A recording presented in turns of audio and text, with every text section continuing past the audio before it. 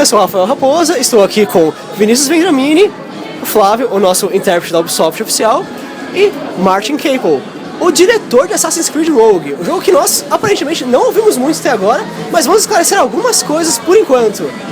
Martin, muito obrigado pela oportunidade de entrevistar você e nos falar algumas coisas, o que puder, sobre o jogo. Thank you very much for allowing us this interview. And is there anything you can share with us about the game? Yeah, Assassin's Creed Rogue, it's a whole new angle on the Assassin's Creed universe. It's the story of Shay Patrick Cormac.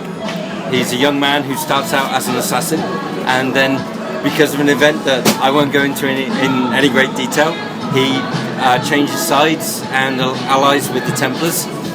And this is his story. It means actually for the first time that you're going to have a full game where you experience what it is to be an assassin hunter. What that means for the player is that you face new enemies. Previously you've been fighting as an assassin, now you're fighting the assassins. We have new enemies, including stalkers who can ambush you, other gang members that can throw smoke bombs or even hold you and get their colleagues to shoot you. There's a gang assassin, he's been trained by the Brotherhood and he will air assassinate you. He will use the whole of the environment to get into a position to attack. What you've spent years playing and honing your skills as an assassin, now you're going to meet characters that can do it to you. So as a Templar, you have a whole new range of tools at your disposal. We give the player a new ship, the Morrigan. This is smaller, it's more maneuverable than the Jackdaw from Assassin's Creed 4. And you get the air rifle and you get the grenade launcher. These are cutting edge weapons for the period. This is what the Templars do best, invest in cutting edge technology. We've invented new darts for the air rifle and new grenades. They're an area effect weapon, and this is the key thing here. You're not an assassin anymore. So you don't follow the creed. If you want to shoot guards, you can shoot guards. If you want to shoot civilians, you can shoot civilians. Use the berserk grenade to create chaos and manipulate the scene around you, and let the situation unfold, and then you can move on seamlessly. As a Templar, the means justify the end. Sorry, actually, no. It justifies the means. Absolutely no problem.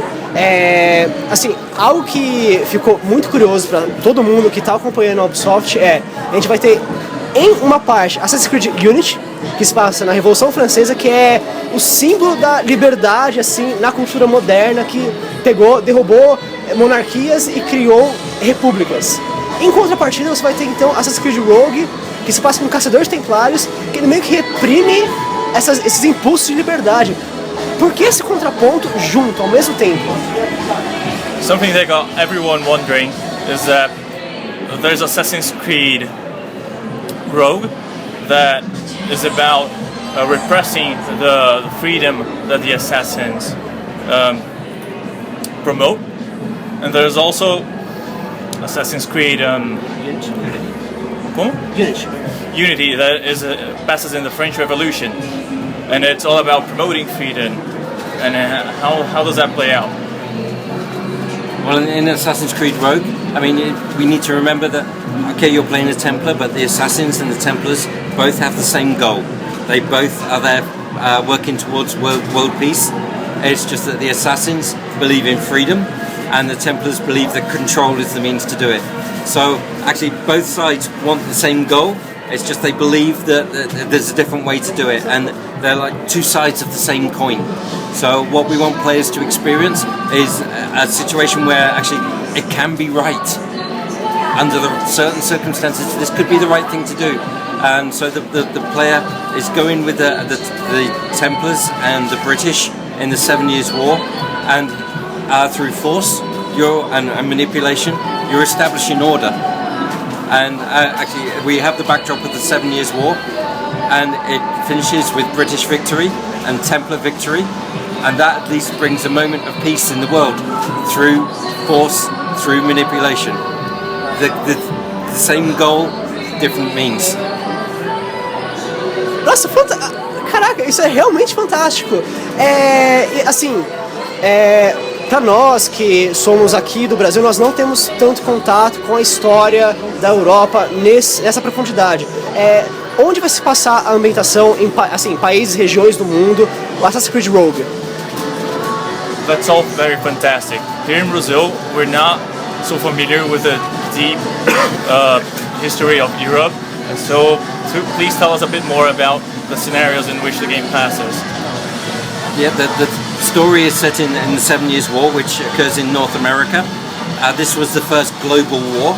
It affected areas from North America, it came down the Caribbean into South America, across Europe, the west coast of Africa, India, right down to the Philippines. It was really the first global conflict.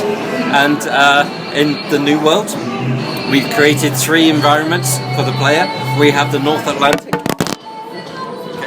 We have the North Atlantic, which is it features new ice gameplay and a big world for you to explore. Go in and explore shipwrecks, ice caves, fight for the British against the French in the waters of the St. Lawrence Gulf. We have the River Valley, which is the American interior. This area was really hotly contested between the British and the French in this period. And again, it's a huge world. The land area there is the same size as the land in Assassin's Creed 4. And it's fully hybrid. You can get off your ship whenever you want, jump back on again, and around every corner there's something to do.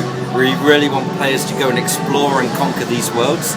And then you have New York, which we've gone through the city. It's set 20 years earlier than Assassin's Creed 3, so we've had to rebuild a lot of the city. We've improved the navigation, so it's easier to get up high and to navigate at the rooftop level, which is where you really feel powerful. And we've put the gangs into the city. In previous Assassin's Creed games, you're used to working with thieves and gang members. Now you're a Templar. Now it's in your interest to break these gangs and take control of the city back for you. So we've created these 3 worlds, very relevant to the 7 Years' War in North America, and we want players to go out, do it the Templar way, explore and conquer. What matters is that I followed my own creed.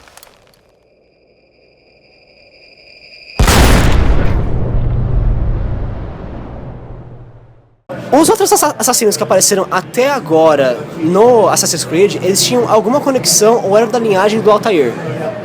Agora a gente tá pegando um cara que ele saiu da Irmandade pra caçar ela. Esse cara é também um descendente de Altair ou não tem mais nenhuma conexão com, assim, além da aumentação, claro, com o que foi tratado nos outros Assassin's Creed? All the assassins in the previous games are related to Altair. They're descended from Altair. Is this the same case in this game, or is he completely unrelated to Altair? I can't go into any great depth about the story, I'm afraid. I don't want to spoil anything for players. What I would just say is that come November, everything will be revealed for Assassin's Creed Rogue. Okay. Muito obrigado pela entrevista e eu com certeza vou conferir esse jogo, porque o senhor me animou muito a querer jogar isso. Parece muito bom. Muito obrigado. I'm very thankful for this interview.